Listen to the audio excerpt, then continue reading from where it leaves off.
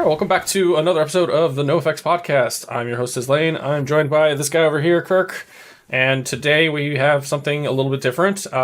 We kind of spitballed around doing some deck tech sort of podcast episodes.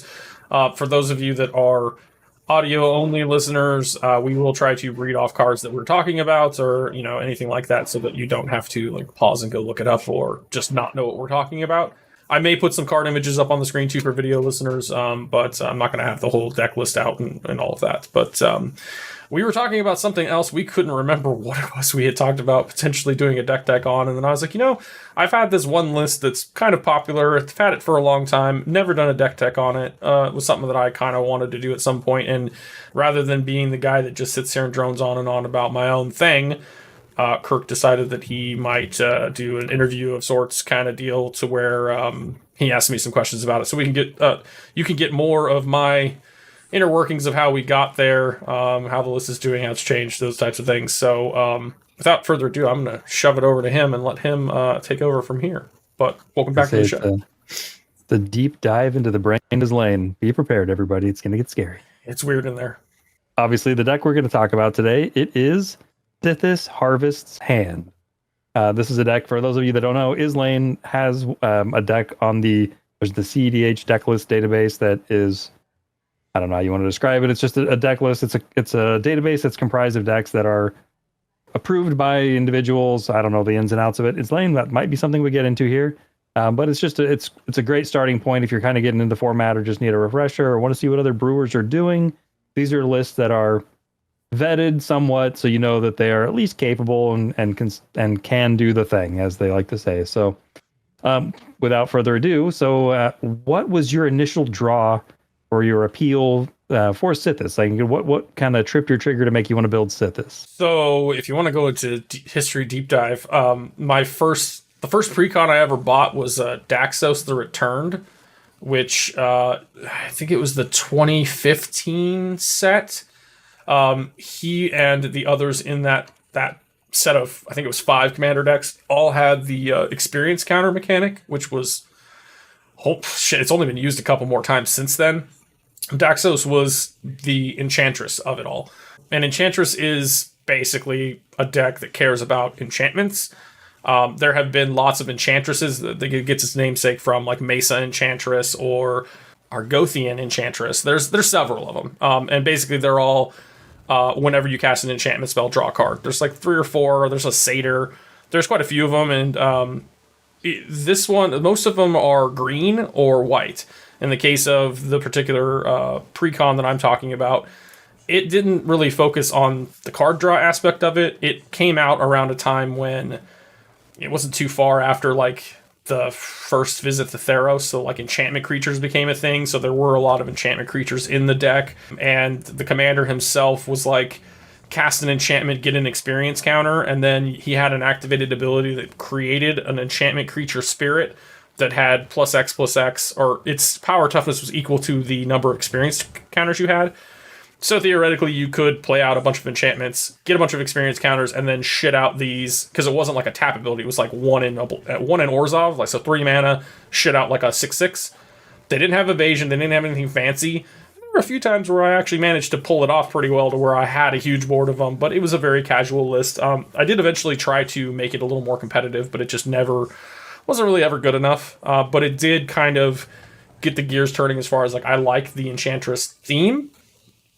So at some other point in time, I think it was the Estrid precon, which was Bant, and it came with the Merfolk Tuvasa in it, which she was kind of the precursor to Sythis in a way.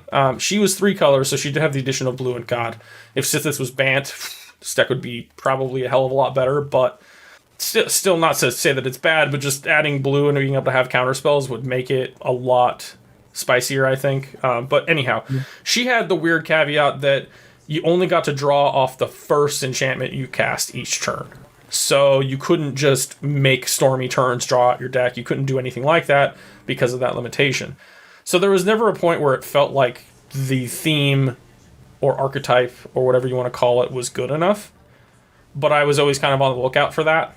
And then Modern Horizons 2, I think it was, when she came out. Yeah, 2. she got spoiled, and as soon as I saw her, I was like, this is good, because what do we want in the command zone from our commanders? We want either card draw or an outlet, right? Basically, that's like the bare minimum. I mean, she's also 2 mana, so very easy to cast either turn 1 or 2. And then she also, weirdly enough, gains you life for every enchantment, so that's not nothing. It can help you stabilize in longer games, especially if you're getting hit with stuff or getting drained out by various effects. It can just kind of help you stay in the game. You're not like beefing up to have a big ad nos, but honestly, you're not using your life at all. But, you know, just staying healthy. I used to be on Sylvan Library at some point, so your life would matter a little bit more, but I cut that at some point because it didn't seem necessary. Whatever the case, I saw her when she was spoiled, and I was like, I'm going to build this. And so, of course, my first thought was get all of those enchantresses together, slam them all in the same deck, so you can get her out and multiple of them, and then every enchantment you cast, you're drawing 3 or 4 cards. But that ends up being kind of a lot of setup and not necessarily the thing that you need to be doing, especially because most cEDH decks are like less about building engines like that and more about just getting to your win cons and winning. So that was kind of where it was at. It was like, how do we build this in a way to where we're going to get to our win cons? What are our win cons? Those types of things. And then it was just being in the tank and, you know, testing it out and also talking with people. And I was gonna say, so did you find yourself like kind of on that initial build, the problem of having a handful of enchantments because you were drawing constantly, but then not having a way to turn the corner and win, basically? I don't even think I started with all of them. I think I only started with like a couple besides the commander. And then it was, I don't even know if I play tested it at that point. It was just like on paper, looking at it and being like, these don't seem necessary, because as I found more and more ways to get to win cons, it was like, the digging is fine, but like really it's not the end goal. It's more like you're just digging to find a tutor or digging to find your other piece, because maybe you mulligan into one of your pieces. And again, there's a lot of different combos that are sort of not layered, but like piece 1, you can get piece 2 by going this route. You know, a lot of that different, like finding the avenues to victory is a lot of different 2-card win cons, and or some of the stuff that you can do in the deck requires more than just 2 cards, can require, you know, up to 3 or 4, but they're like pieces you get over time. And also kind of some of it is more of like a backup plan, so to speak. I don't know. I remember, so I first started building and I showed it to some people. People were like, yeah, it looks like it could be good. And then I actually went on to the cEDH subreddit, which is kind of not directly involved with the database, but like some of the people that are involved there are also involved with the database, like curation or whatever. So I got in there and I kind of started having some conversations with people, and other people were hyped about it too. And I think there's an Enchantress Discord you can go on if you go onto the database. I'm pretty sure it's linked there, but I never got on there, but I just like kind of had some conversations on there, and it was like, oh, you know, there's things that we can do here to perhaps make, you know, infinite mana, and then with Sythis as the outlet, draw our deck out. So like there's cards like Flickering Ward and then Whip Silk are the 2 that you can play in these colors, and they both cost a single mana to play. They're an aura. They have various effects which don't really matter, but just for the sake of argument, Flickering Ward is a 1-white. When it ETBs, you choose a color, and the enchanted creature gains protection from the color. This can actually be useful in some cases, because, you know, you might be worried about your commander getting, you know, removed or another piece, whatever the case may be. But then it also has a clause, pay a white, return it to your hand. So if, say you did give Sythis pro black, and then somebody goes to bounce it with a blue spell, you can still return this ward to your hand so that you don't lose it. So it is kind of a nice recursive thing. Whip Silk is the same idea, but it's 1 green, and it gives the creature reach, which in most cases these creatures are small, so maybe giving them reach isn't great. But then again, you might have a Crom coming at you, and maybe you have something like a Yasharn, and you throw it on Yasharn, and now maybe the Crom doesn't swing at you because it's going to be a trade, and they don't want to. Fair. It also has the clause, 1 green, return it to your hand. So with those, in conjunction with Sythis, you can already see where pay a mana, draw a card, gain a life. Pay a mana, return it. Pay a mana, draw a card, gain a life. Maybe you get something else. Play that instead.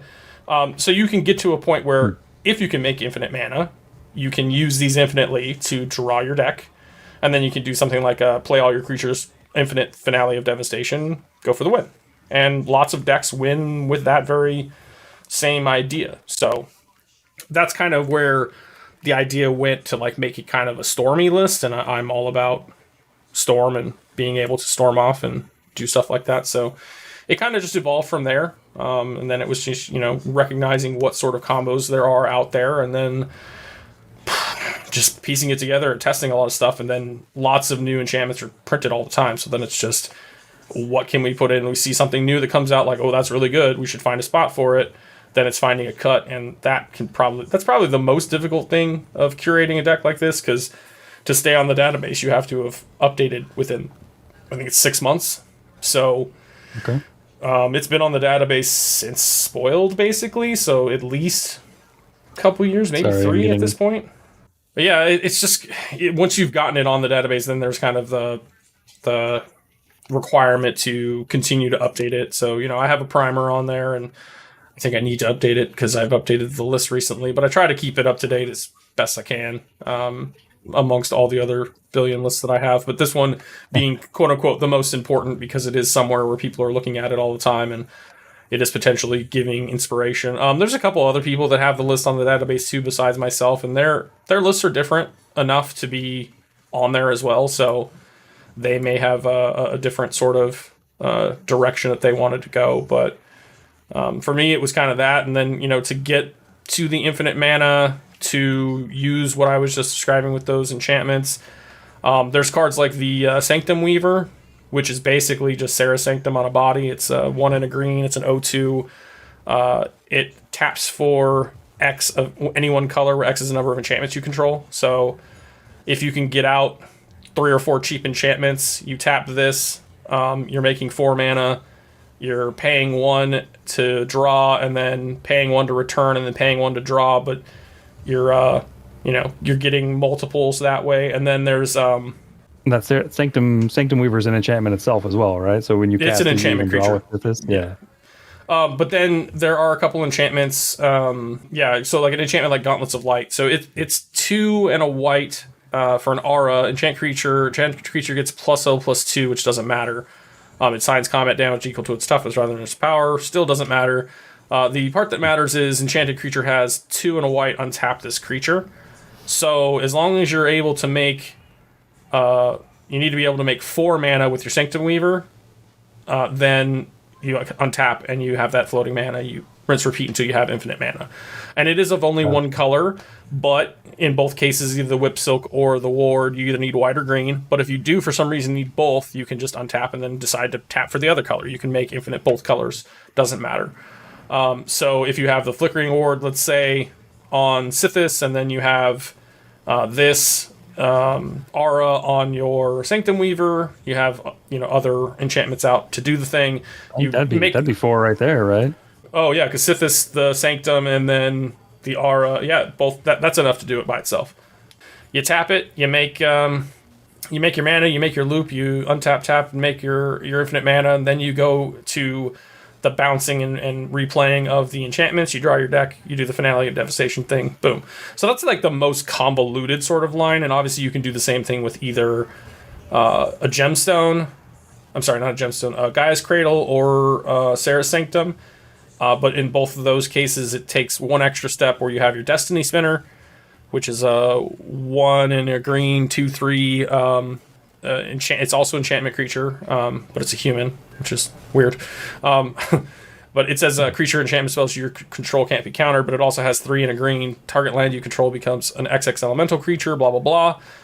The only part of that matters is that now you make your either Gaia's Cradle or your Serra's Sanctum into a creature for the turn, and you attach the Gauntlets of Light to it, and then it's still the same sort of thing where as long as you have enough creatures or enchantments, you're now tapping and untapping it. However, Gaia's Cradle doesn't work so well because this does require white. I digress. Either way, there's a few different ways to do that, but again, that is the most convoluted way to win the game. What's better is to try and find one of the several couple card win cons. You can also do the Swift Druid thing, which is the Devoted Druid, which has the it taps for a green, but then you can put a neg1 counter on it to untap it. If you use the enchantment Swift Reconfiguration on it, it becomes an artifact. So it cannot die to that clause. So you can put as many... It'll die if the thing gets removed, but you can basically just tap and untap it for infinite green.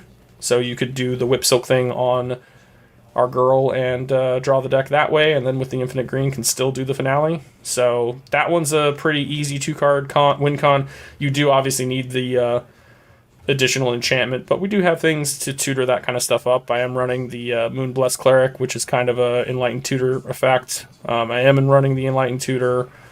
I think those are the only couple. There's Open the Armory too. Grove, I suppose, right? Sterling Grove can be used for it too, yes. That's an enchantment. I do have a quick question on Swift reconfiguration on Devoted Druid. Correct me if I'm wrong.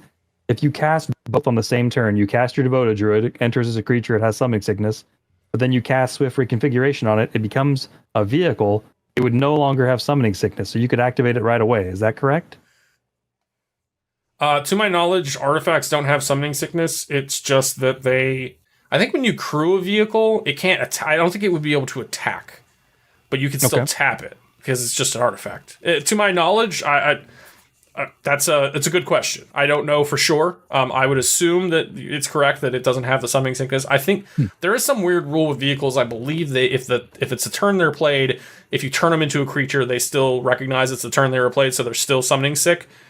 Okay. But I also believe that you can crew a creature, even if it was Summoning Sick, as we're saying. I believe you can crew to block, regardless. But I'm not an expert, and we don't really use vehicles a whole ton, so I believe you're correct, but I am not entirely sure. That works. I would have to. I'd have to check with the judge to make sure, but I'm 95% sure that works. So that's kind of a cool, like, infinite green mana out of nowhere. I have another question. There's another one that's kind of a unique one that you don't really see in any other lists. Talking about all of your combos. Is it Siona, Captain of the... Pyleas, yeah. Pyleas? Yeah, there you go. This one. This is another 2-card combo that's weird. The only reason I know about it is because I was playing heavily when the Return to Theros happened, and she was a deck for like a hot minute, and then kind of just fell to favor, I think because like Winota or something came like shortly thereafter, and it was like, okay, this is better, or whatever the case may be. I just remember that it was, I don't know if it was on the database or just Brewer's Corner or whatever, where it's on there for a little bit and then it disappears. I just remember people talking about it, and I played against it like once or twice. But basically, so Siona is 1, a green and a white for 2/2 legendary human soldier. When it ETBs, look at the top 7 cards of your library. You can reveal an aura from among them, put it in your hand, put the rest on the bottom. When an aura you control becomes attached to a creature you control, you create a 1/1 human soldier token. So people figured out pretty early that with Shielded by Faith, you can make an infinite combo here. So Shielded by Faith is a 1 and 2 white for an aura. It says enchanted creature has indestructible. When a creature enters the battlefield, you may attach this to that creature. So basically what happens is you play Siona, and I've actually had this happen, which is one of those spicy things that can happen once in a while. I've actually played her, and the Shielded by Faith was in the top 7, and so I got to just put it in my hand and just go. So basically, you look at the top 7, 95% of the time, we are running like 3 or 4, maybe 5 auras, so there's a good small percentage chance that you maybe like 15% or something chance that you get an aura in this. So she can be kind of value in that sense, card advantage kind of. But most of the time, you're tutoring for her, you're tutoring for the other piece, or whatever. But so you play her, you look, you get something or you don't. That either goes in your hand or all the cards go on the bottom. She's there. Then you cast Shielded by Faith. It attaches to her. And as soon as it attaches to her, it says, oh, look, an aura attached to a creature I control, so make a 1/1. Then Shielded by Faith triggers and goes, oh, look, a 1/1 came into the battlefield. I can move this over to. I can be moved to it. So you move it to it, and then it's attached. Siona triggers again. New 1/1. You move it over. New 1/1. Move it over. New 1/1. So on and so forth until you decide to stop. It just stays on the last one, I guess, because you can't move it after that. So yeah, it's just the last one is now indestructible. The only issue is there's no haste. So I am running Concordant Crossroads, which is a 1 mana enchantment that just says, creatures have haste, but it's not asymmetrical, it's symmetrical, so the whole table has that. So playing that down early before you're using it on a combo turn is a bad idea. This card a lot of times will just rot in your hand, and it sucks that it is what it is, but it also can be useful in the sense of like maybe you have all the pieces, but you throw it down and then you throw down your Sanctum Weaver. And now your Sanctum Weaver has haste, and you just go ham and win anyway. So it can be used in a number of different ways, but it's risky. So I don't ever play it unless I have a way to potentially try and win. But yeah, okay. So that's where the piece is. A lot of times with it, if you don't have the crossroads, you just do it. You pass turn, you hope nobody kills your combos off, and then you swing out with infinite 1/1s to win anyway. And there's times where people are just like, I don't got nothing, pass. I don't got nothing, pass, and you just get the win anyway. It's not great to do that, but it is possible. That's kind of cool win. I do like that. Like you said, it sucks a little bit that you have to have haste, but I also notice you have a few Stax piece like enchantments in here, like Root Maze, which is an interesting one. You have obviously the Rest in Peace, the Stony Silence. So would you say this is more of a mid-range, kind of a Stax mid-range build, or a hybrid of that, or how would you describe it?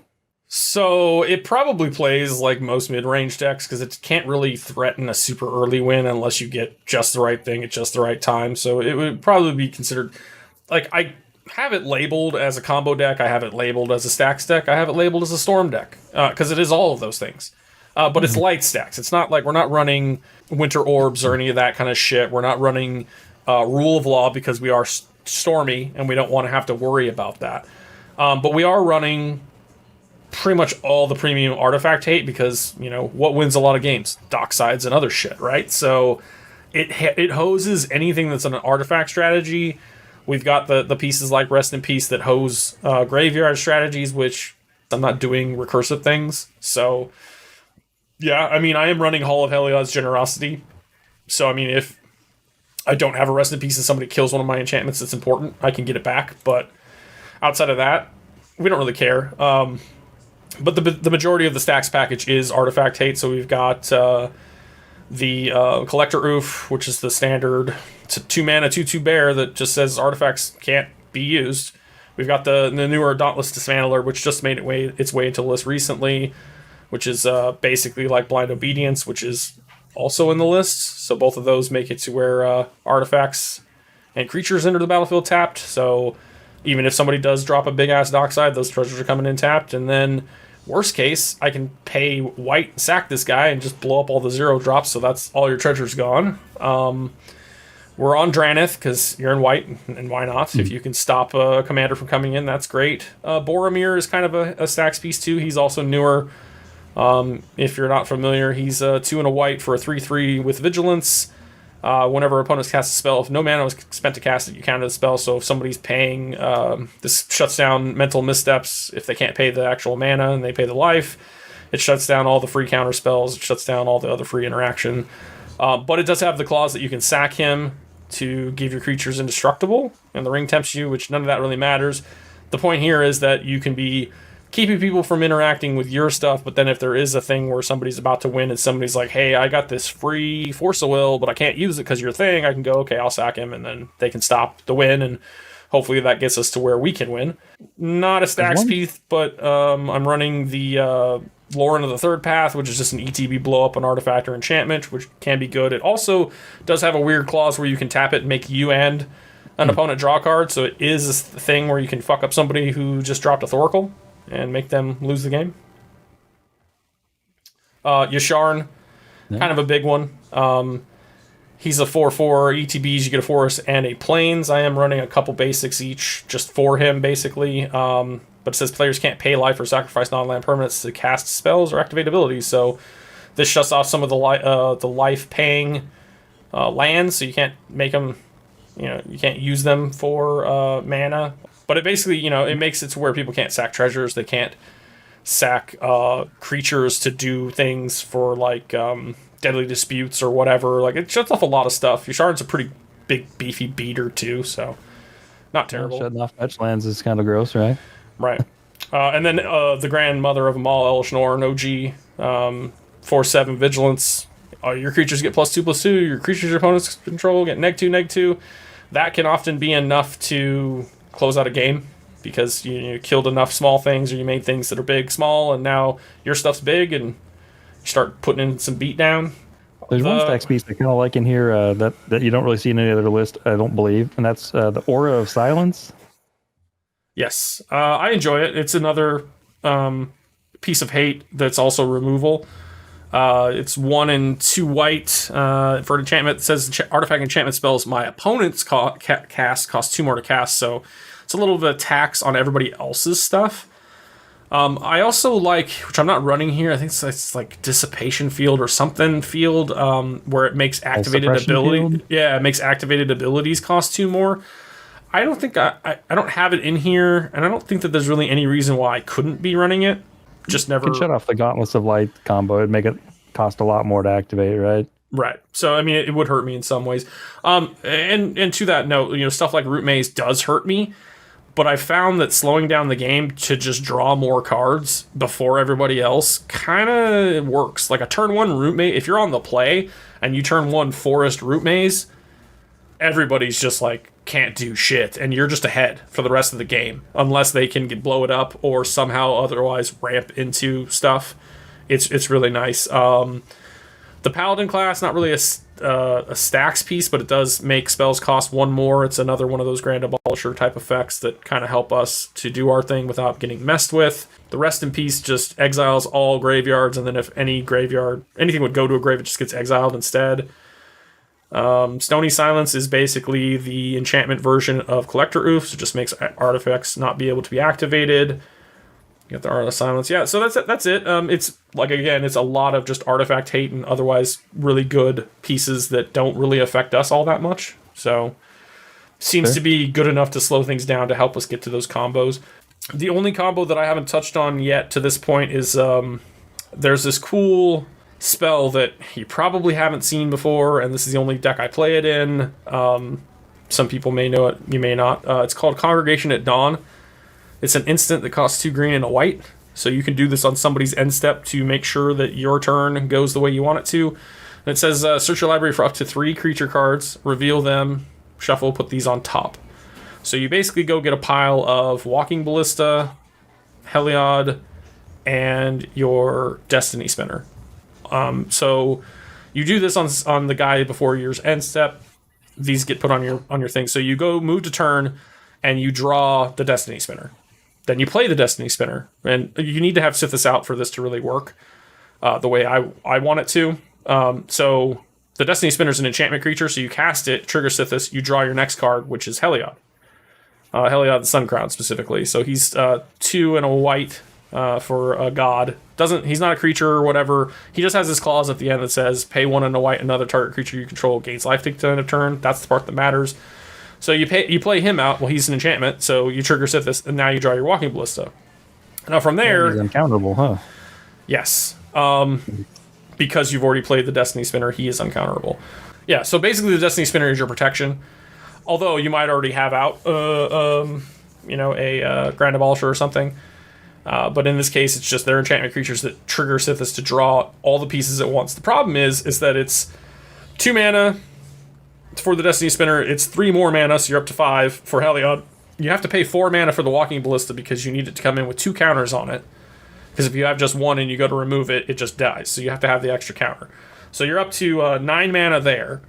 And then you need 2 more mana for the activation of Heliod targeting the Walking Ballista to give it lifelink, so that when you remove the counter, you ping something, you gain a life, you put a counter back on it, and then you just continue a loop to kill the entire table. So it's 11 mana, so it's not exactly cheap.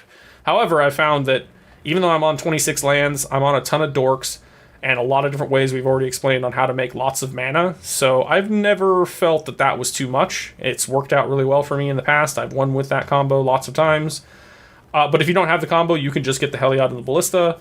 You don't have to have the Destiny Spinner. It's just a protected way to get it done. A lot of these combos are just kind of little packages, and you have plenty of creature tutors and enchantment tutors and ways to go find these pieces. So, not to mention, you're hopefully drawing lots of cards throughout a game. So, finding and piecing together these things is not too terribly difficult.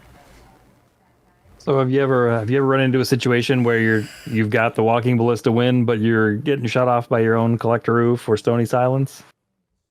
Yes. So you were, prior to us talking about this, you had said, was there a time that I could think of like a really spicy win? Mm-hmm. I had the Stony Silence out, but I'm running these 2 other enchantments along with other stuff we've already talked about, where you can remove enchantments. Well, I'm running 2 enchantments. One is Seal of Cleansing, and the other is Seal of Primordium. They're the same exact thing, except for one's white, one's green. They both cost 2. They both sit on the battlefield for as long as you want. And whenever you want, you can sack them to destroy artifact or enchantment.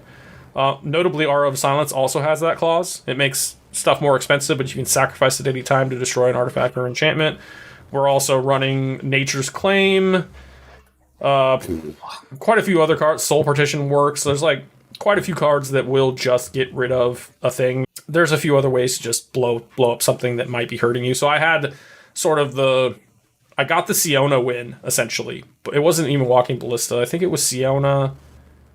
And I don't remember what it was that was shutting me off from being able to do it, but I managed to use one of the seals to blow up the thing that was stopping me from doing what I wanted to do, so that I could then go ahead and do the Siona thing. And then I managed to either draw into or had the tutor for, or I think I sacked my Sterling Grove to then go get the Concordant and then just played the Concordant and won.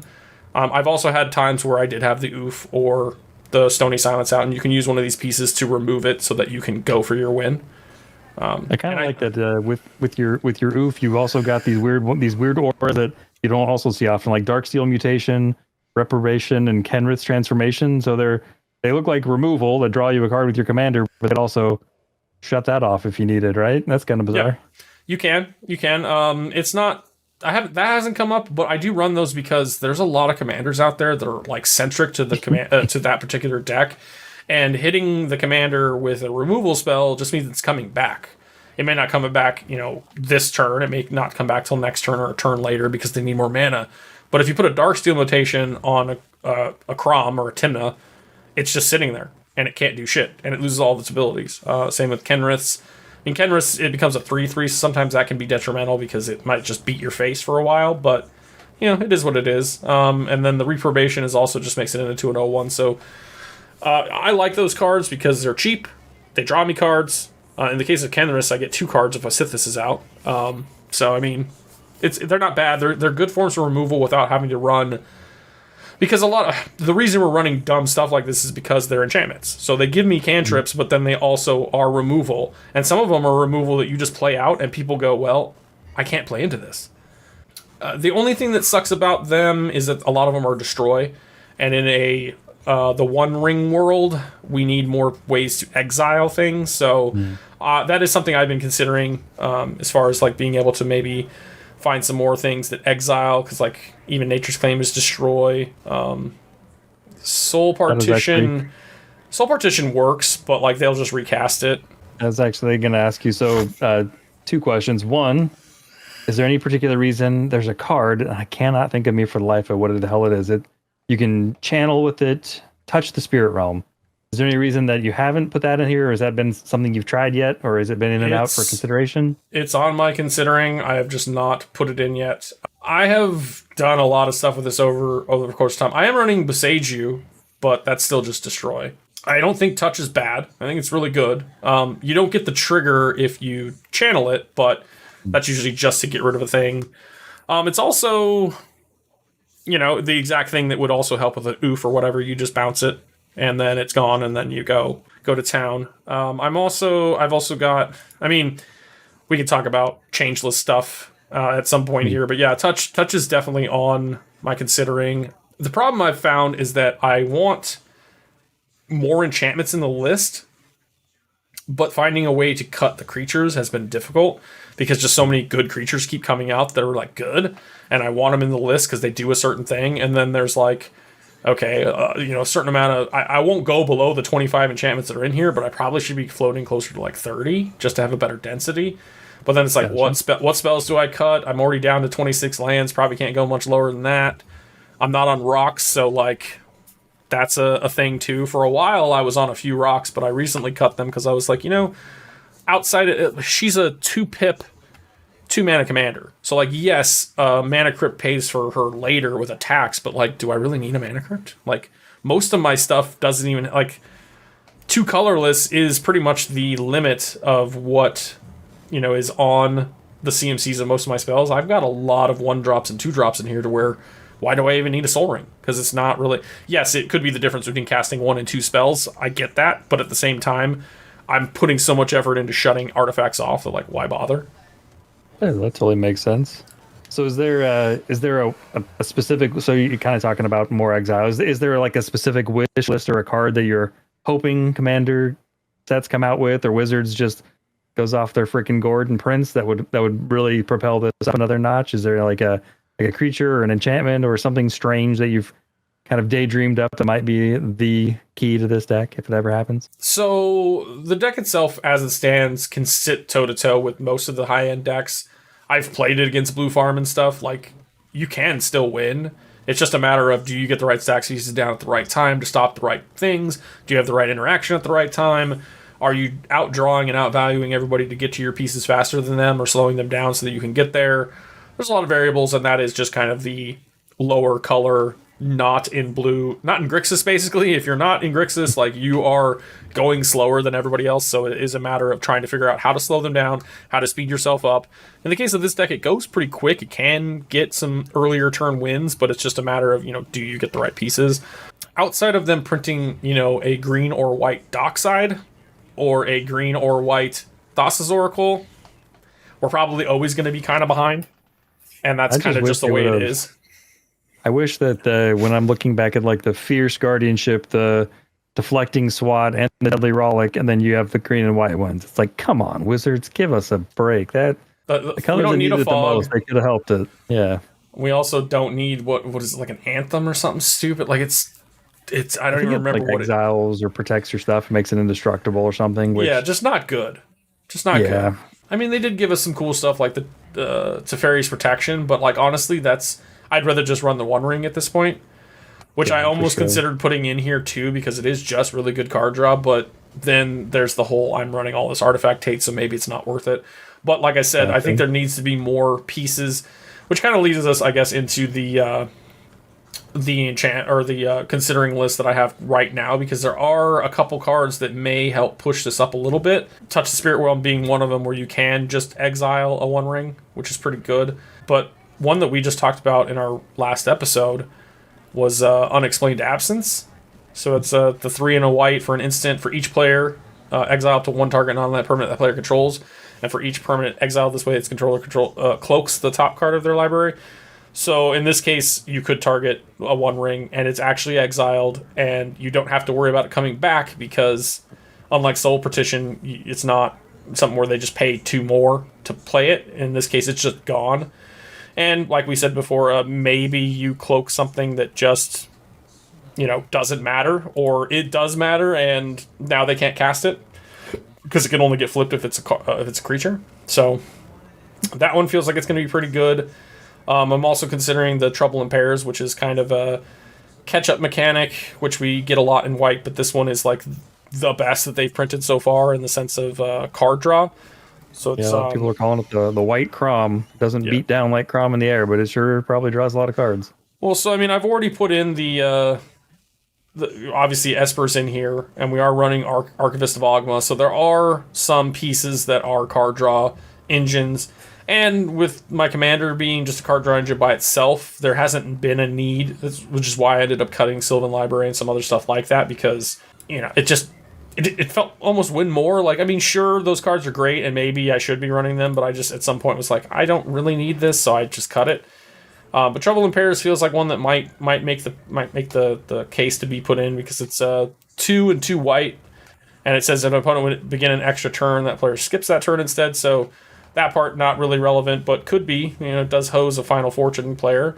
More importantly, whenever an opponent attacks with 2 or more creatures, attacks you. So it kind of gives you like pseudo protection in that way too. People may avoid attacking you because they don't want you to draw cards. Or anytime they're drawing 2 cards, so if they've got a Rhystic, a Mystic, an Esper, or whatever the fuck, they're going to draw an extra card every turn, so you're going to draw a card. And then if they cast 2 or more spells, you're drawing a card. So in a counterspell war, you're probably drawing 3 or 4 cards. If there's Rhystic out, maybe you're drawing 6, 7 cards just because you put this card out.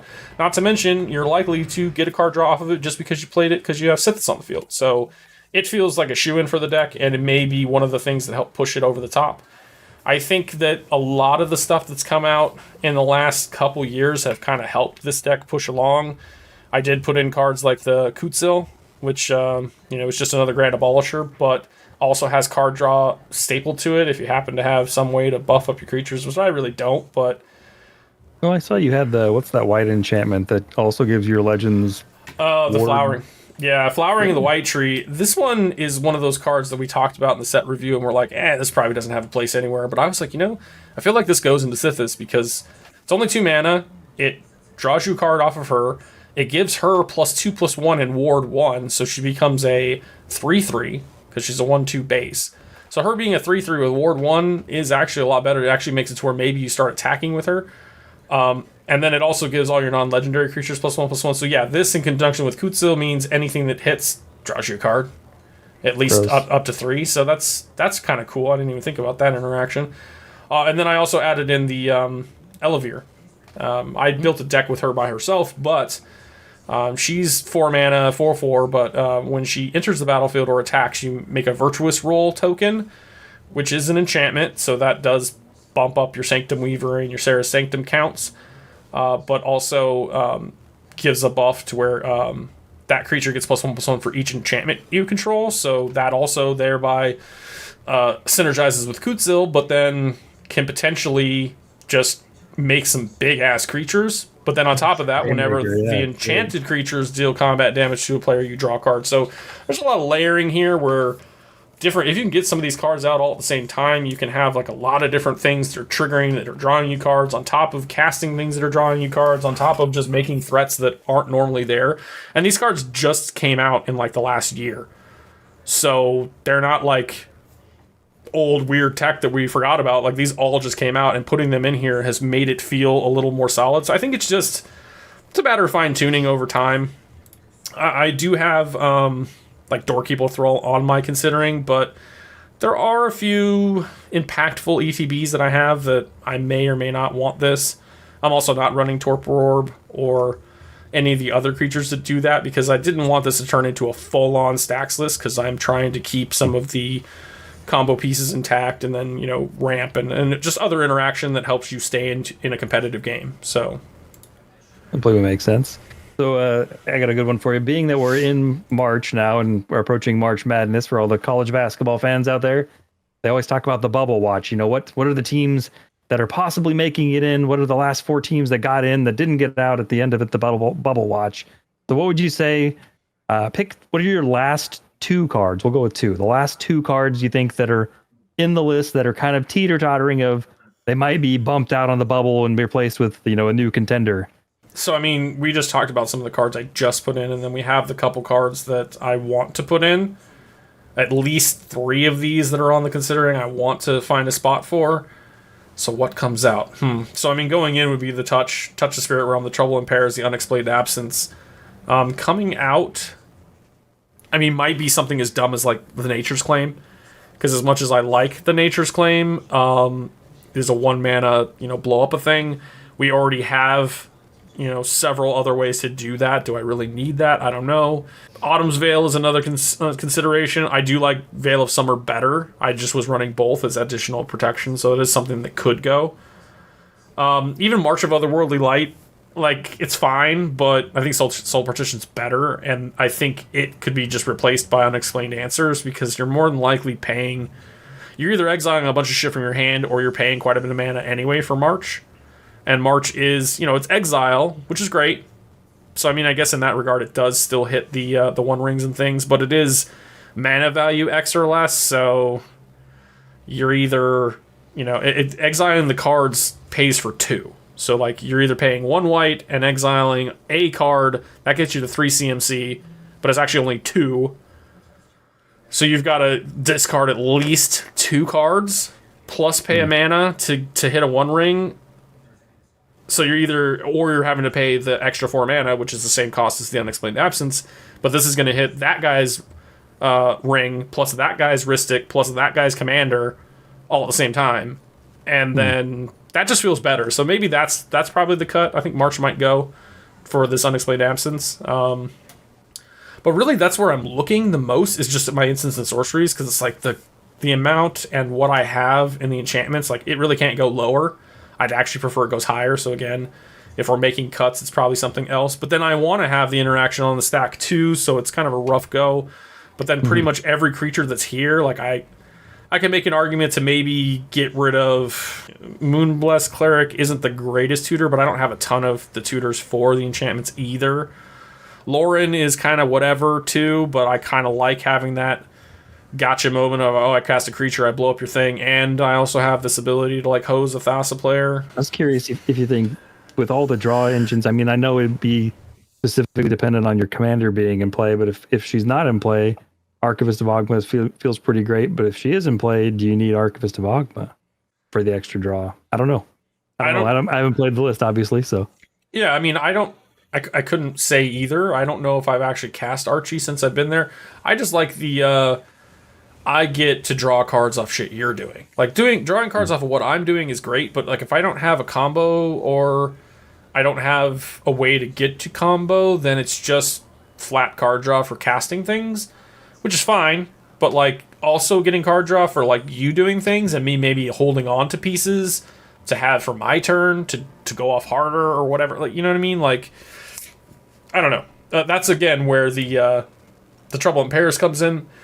Maybe we do cut Archie because Trouble in Pairs is coming in and it's just going to do more work than Archie. That's kind of the deck brewer is trying and testing and reverting back if it's broken or if it doesn't work, or finding secret tech. Yeah, it's always the fun part and the labor of love, right? Yeah, I mean, I would say probably on the bubble at most, probably the Archie, and again maybe the Moonblessed Cleric or the Lauren. Also, the March probably goes. The Nature's Claim could probably go, but I definitely want to try and jam in these couple extra cards. I also have Avacyn's Pilgrim on, considering, because it was like one I could have had in. I could potentially just cut one of the elves to put it in its place, just to have another dork that makes white mana. But when you look at actually, if you look at the split, I actually do have more white than green in the list, surprisingly. Which in any deck with green, usually that's the opposite. So right, yeah. There just happens to be a lot of white tools that do stuff for this list in particular. So yeah, I don't know. I'd say that's probably the biggest bubble. And like I said, there might be some other stuff too that I need to look into as far as like just plain out exile. Because I mean, I am running like swords. But I could also be running Path, because that's another exile, but that's just creatures. I like the stuff that hits, everything, non-land permanents, basically. So I'm not sure if there's anything in green that's come out recently that I'm not thinking of that just exiles artifacts or enchantments. I feel like there is, and maybe that's something that needs to be on the considering. Arch Druid or Arch Druid's Charm, however you want to say it. That one does, but it's triple green. Yeah, but that's not hard to hit when you're on Gaia's, right? I'm also running Arbor Elf, and if I have Yavimaya out, it makes my guys into a forest, so you can tap and untap. Same with Sarah Sanctum. Our little old Arbor Elf can be pretty impactful with the right cards. Archdruid, that is probably the one that we were just talking about that does an exile. So you got crop rotation too, so yeah, I guess you could probably set that silliness up with your little Dryad Arbor all the time if you want, huh? That's gross. Yeah, it's not a bad interaction. All right, well, I put the Archdruid Charm on there for considering as well, because this might be the list where I actually would do it, because it is another creature tutor. It's a land tutor for your guys' Cradle, like you said. It can exile an artifact or enchantment, and then it also has the +1/+1 counter on your creature that could also be its removal, but then it also goes hand in hand with the Kutzil, where now you've got a creature that's drawn you cards as well. So that's true. I guess you do have like you're one of the few lists that has more than one busted ass land to tutor up, honestly, huh? Well, I mean, there's Gaia's, there's the Sarah Sanctum. If you need in a pinch, you can get your Viseju. You could also go and grab your Hall of Heliod's Generosity if you need it. And then, worst case, I mean, even at the floor, you get a Yavimaya, and now all your shit's a forest, so anything you have that might be hurting you or whatever. Actually, you know what? I'm not even on, now that I'm looking at it. I'm not even on City of Brass or the other ones that hurt you. Probably because of Yisharn. But it looks like the only one I have is Horizon Canopy, which is the pay 1 life. And I am on fetches, but you hopefully have already done your fetching there. And he kind of comes in and says, here's a forest, here's a fucking plains. You don't care about, non-basics right now, and you're probably already at a point where you don't care anyway because you're paying 4 mana for the guy, so. Or you're Court of Calling him out or whatever, so yeah. Another thing I could consider too now that the list has kind of gotten heavy on legendaries, because I mean even Yavimaya is a legendary, Hall is a legendary, Gaia's Cradle's a legendary, Ceres is a legendary, Iganjo and Boseiju are both legendary. Plus I also have 7 legendary creatures. I might even consider putting what's her name? Sisse? Oh, Sisse? White-green Sisse? Yeah, she might actually be worth putting in here now because that's just a toolbox, like, get whatever you want. Because it'll get you land or whatever else. Isn't there a white and 2 tutor that searches up a snow permanent or a legend or something like that? Search for Glory. That's called. Search for Glory. I had it in the considering at one point, but I didn't have as many legendaries at the time because, like I said, Kutzil and some of these other ones. Yeah. I think I was only on like 3. I didn't realize how many legendary lands I'm running right now until just now, but I don't think any of my enchantments are legendary. Oh, yeah. Flowering the Right Tree is. That's the only one. But so there's even that. But yeah, you could also be on Urza Saga because that's what I usually do with the Search for Glory. It's like Snowland, or it's Snow Permanent, or Legendary, or Saga. So you can get Urza Saga, you can go get a basic Snowland, or you can go get one of your legendary creatures. But like again, at the time I wasn't running quite as many, so I didn't think about it. But that would definitely work. I don't think you don't have enough tap abilities in here where Legolas's quick reflexes would make a ton of sense. It'd be more or less just a 1 mana give something shroud, right? I forget what it does. Yeah. Split second. It's like when it taps, it deals damage or something. Yeah, I don't know. This creature becomes tapped and deals damage. You can throw fire to one target creature. Yeah, I don't think you have enough in this deck that makes sense to run that in this. No, I don't think so. I was going to ask, so you've had this deck for quite a while now. I know you've got in quite a few games with it. What would you say are some of its worst matchups, and what would you say are some matchups it's really strong against? So it's bad against other Stax decks. I mean, so there's the whole like Stax decks help each other kind of deal. So like me playing, these artifact tape pieces might help another Stax deck out, but it's hurt by rule of law. So like rule of law effects can kind of, because everything's so low to the ground, you're expecting to cast 1 to 2 things every single turn, pretty much, until you get to like maybe towards the end game where you just don't have it in hand, or you just haven't drawn an enchantment in a while to get you the card draw, or no other thing. And that's again why some of these other pieces are in there, because in the games that I've played, there are times where like maybe you have your opener is like land, dork, land, 1 enchantment, and then like interaction. And that seems fine, right? So you're like land, dork, next turn land, Sythis, next turn play enchantment. But now you're on turn 3 and that's the first time you've drawn a card, so it's kind of slow. Which isn't bad, but in that sense, you'd rather be playing like turn 1 land, root maze, into turn 2 tapped land, dork, into turn 3, tapped land, tapped whatever, it's kind of slower for you, slower for them, but like you're getting ahead, especially if you're playing dorks and they're not. But then there is now the Bowmaster meta where all of your dorks are susceptible to getting blown the fuck up. So that's also a place where the Flowering of the White Tree kind of helps with that, but not necessarily like the thing you want to tutor for. Got it. And say, how bad has the printing of Orcish Bowmaster been for your girl Sythis here? Do you find it gets targeted and shot off the board pretty quick? I haven't really played this enough in the newer meta. Like we played it on stream a couple weeks ago, whenever it was. I played a few games. I got a win on one of the games. The other games I didn't do a whole lot, and that's just kind of the way it is with this deck. Like I said, it can stand toe to toe with the top end stuff, but it's just a real variable as if whether or not you're going to slow them down or have the right interaction at the right time, or the rest of the table is going to stop them at the right time for you to then go for a win. This does require a lot of setup to get to wins, so it's not exactly explosive. It can be explosive. You can have those storm terms out of nowhere, but it's not going to win turn 2 very, very often, if at all. So would you say like a turbo matchup if you don't get some kind of like anti-artifact tech down real early, or turbo matchup's kind of rough? Yeah. I mean, because most Adnaz, it's going to be turn 2, turn 3, the Adnos comes down, they play a bunch of different things, and then, it's kind of fucked. If you have a Root Maze down, that can help too, Root Maze, the Blind Obedience, the Dauntless Dismantler, or just a straight up Oof or Stony Silence. Any of those pieces, or even Aura of Silence too, to a degree. If you can get any of those down to where people have to pay more, or, yada, yada, yada, like it slows them down enough to where like they go for an Adnaz and now they can't win because of whatever. But a lot of times with the Adnaz, you get the removal, you need to get rid of the pieces that are hurting you to where you can still go off. But I mean, how many Adnazes have we seen too where people just take 25 damage and then go, well, I can't get there, and then they just sculpt their hand and pass. So, it can go either way. But yeah, it definitely, it's not as fast as some of the fastest decks in the format, and it's susceptible to like Rule of Law and anything that adds tax too. So like the Thorn of Amethyst or the Thalia. Yeah. Yep. The Thalias and all that kind of stuff, the tax hurts a bit because having to pay 2 mana for a dork just kind of sucks. Having to pay 2 mana for any of this stuff or an extra additional mana just kind of sucks. It eats into what you're trying to do.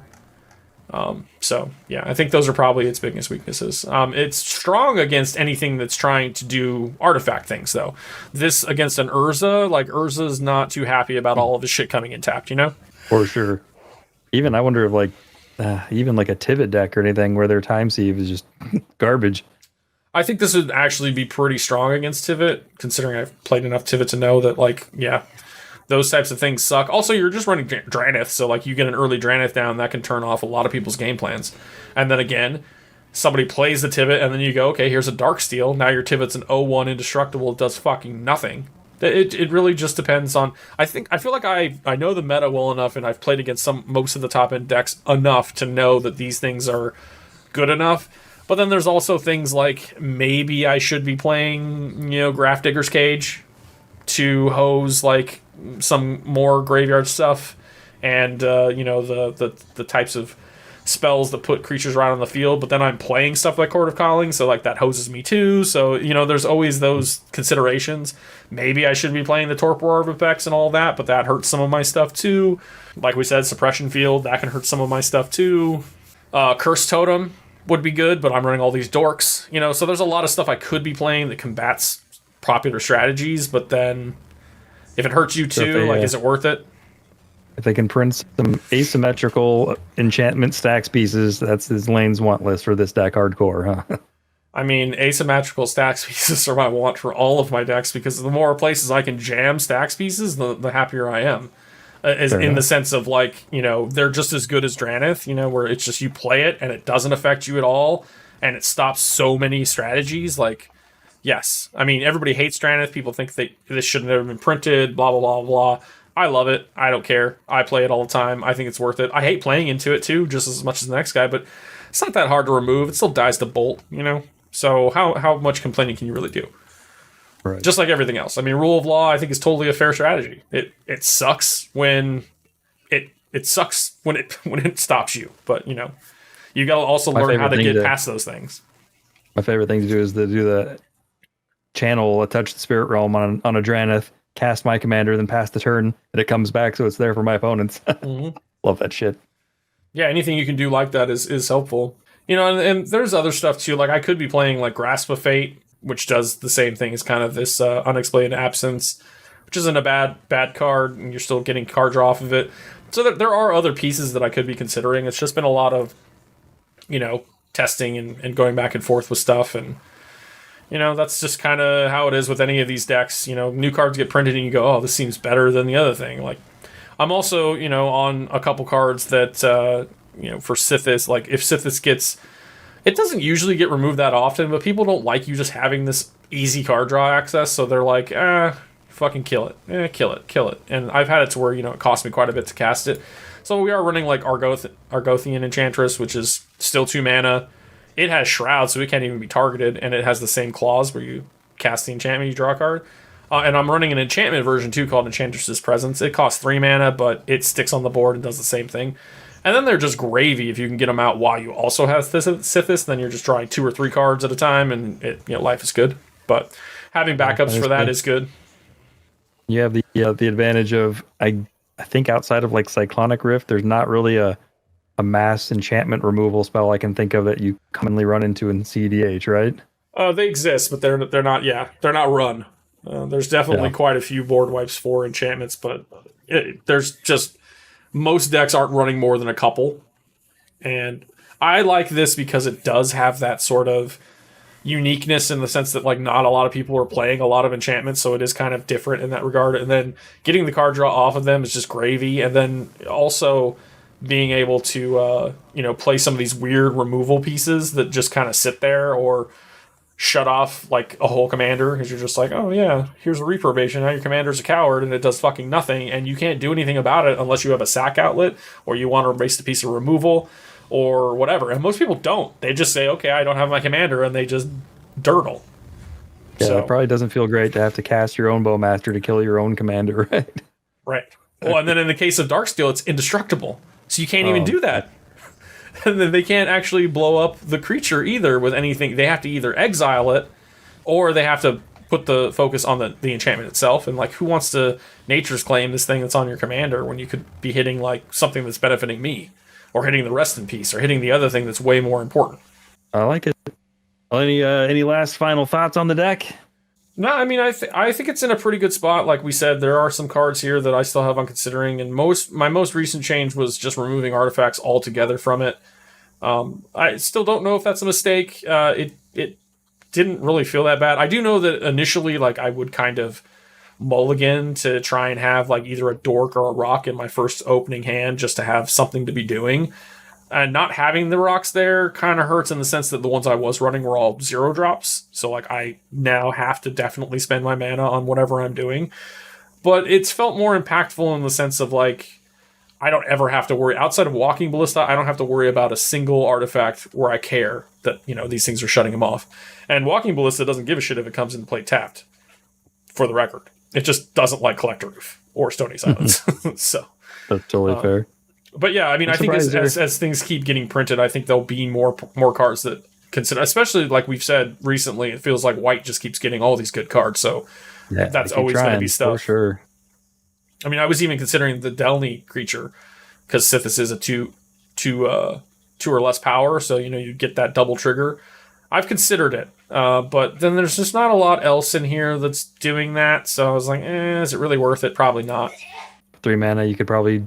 I'm sure you could find something stronger, which is weird because that card is great. But yeah, like you said, it's got to have more than just the commander, even, which is a weird world we're in, but that's where we're at. So yeah, I feel like it wants more just wants a bunch of 2/2s and 1/1s that all have like various effects that will trigger more than once. And other bullshit. Yeah. I'm surprised you're not on Elvish Spirit Guide. It's fine, but it is a creature slot, and it's just making mana. And so, like, I run Simian Spirit Guide in a lot of decks, but that's because Simian Spirit Guide's good when you add Nas into it. It's just free mana. It's also just good on turn 1 to free mana into your more expensive commander. In this case, it's like, okay, sure, I can play a Plains and then exile it to cast Sythis turn 1. Sure. I mean, that's cool. But you know how many times I've casted this turn 1 and then somebody just goes, well, I got nothing better to do. Nobody else played anything. Just kill Sythis. And then you're like, well, fuck. Now I'm just down a card and she's up tax. And what did I get out of it? Nothing. So I don't really know that we really need to be focusing on powering her up because she's only 2 mana. She comes down turn 2 every single game without fail unless something really bad happened. So, unless it's, I played my own Root Mace and said, okay, fuck it, we're going to play her turn 3 instead, So, I don't think it's really necessary, but it is something that you could play. And honestly, like, I've compared this to the other decks that are on the database, and I want to say initially we're all pretty close, like maybe 10 cards off, but like it's gotten to the point where we're like 30, 40 cards off of each other now, and some of them are doing weird shit with different enchantments that I'm like, I don't really like that. Most of them are not playing any of these 2-card win cons, which I think is a mistake. Like, why would you not play Heliod and Ballista? It's just so easy to get to. You need two tutors or some card draw, and you get there. The Siona one seems like it can just be bonkers with your incremental life gain, just making your shit big. I guess that's another way for Cutzel to make things hit, right? For your Sythis Heliod counters. Mm-hmm. Yeah, that works. And also eventually Heliod becomes a creature himself, and he's a big indestructible beater too. So I don't see why you wouldn't run this. I could see where the Siona one is kind of less good. Shielded by Faith isn't a great enchantment. I probably wouldn't be playing it without her. That's something that could be on the chopping block at some point. Also, because Concordant Crossroads is just such a risky thing to play. So I mean, those are things that could be on the cut. But I just liked having a couple different compact win cons. Just to get things done. But the overall goal is slow people down and have the interaction to slow down the strongest strategies in the format, and then the rest of it is just trying to advance our own game plan, get to one of those win cons or get to the infinite mana, draw your deck, and go ham. It's supposed to be kind of a meta buster, anti everything, but what we're doing kind of deck. So, and then worst case, we get the invasion of Ikoria and kill it and turn it into whatever the fuck it's called, Zalorpa or whatever, and Zalortha, and then make all of our creatures unblockable essentially, and just beat people up. Worst case, we're just going to beats. Sounds like I've seen that recently. Yeah. You might have. It could be a spoiler, but will they remember? We don't know. We shall see. But hey, I think it was cool to go in depth with this. I appreciate you coming up with some questions that got the gears turning a little bit rather than just being a straight up, well, this is what my deck does. And we also have a little bit of a shorter one, so maybe we can keep some more shorter attention spans occupied for a little bit. But we if you guys like this, you let us know. I have tons of decks. Kirk's got way more than I do. If there's anything that you would like to see us do a deck tech on, we can definitely do more of these. I think it was pretty fun. And I think that's all we got. You got any closing thoughts? I do. I just have one quick closing question for anyone that's hung out with us this long. So, Selesnya being not the most popular color for cEDH, what are your favorite Selesnya commanders? What other ones should we delve into and look at and possibly brew? That's what I got. Well, I can already tell you I've brewed Elevir, which is probably a little staxier than this one. And I've also brewed Kutsil, but that was in Pauper. And that one, it's kind of fun because it's just a lot of different effects that can put 1/1 counters on your stuff so that you basically have a Tymna. It's a build your own Tymna in with commons, which is weird, but like it actually kind of works. Also, there's a lot of cool cards that if you were to build Kutsil like for cEDH, there's a lot of cards that do like a put a 1/1 counter on fucking everything you control, which can be nice to make that build your own Tymna. But then there's also quite a few cards that like give stuff that have a counter on it, like Trample or Reach or Vigilance or whatever.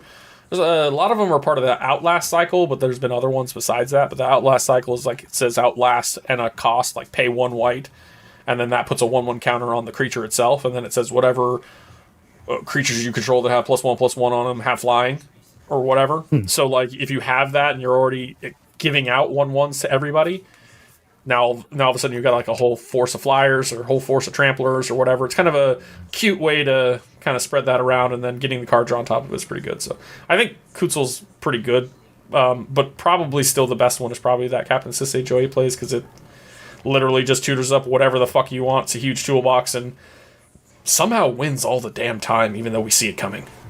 It is a pretty good one. I was looking because I know I may have somewhere in the neighborhood of 280-ish lists, I think. I don't know that I have a Selesnya brew, so that's kind of maybe my question is greedy for me. So I want to hear people's opinions and what I should be looking at and what I might brew up next, because I always like brewing. Yeah. Well, there you go. You've got your question for the week, month, whatever the case, and we'll see you guys in however long it is until we get the next one out, probably within a couple weeks. We just released one here recently. This one will probably come out next week, so probably end of the month, early next month maybe, we'll have another one out. Either way, until then, you guys enjoy. Hope you enjoyed listening. Leave us comments, and we'll see you next time. Take care.